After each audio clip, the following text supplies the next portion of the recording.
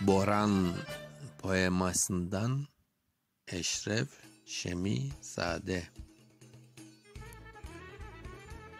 Ey kardeşler, alıp verin çüyden eski sazımını,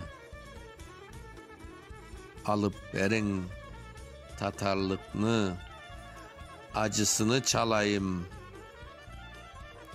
Çalayım da elimdeki şu kanlı mızrabımını tellerge ve yüreklerge vurup alayım.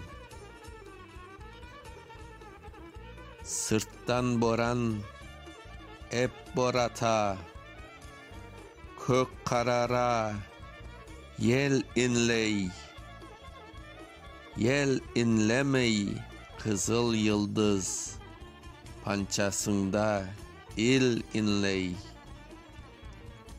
Carılgaçtan asavgace, çatır tavdan orgace, kolu baylı, közü baylı, tili baylı, kul inley.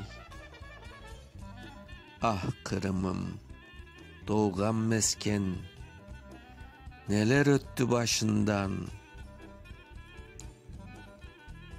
Varıp baksan, er taşının kökreginden ot çıkar. Otnen birge alevlene, yana er bir taşında. İlelebet tek eki söz, ya ölüm ya intikam. Akmescit 1941. Boran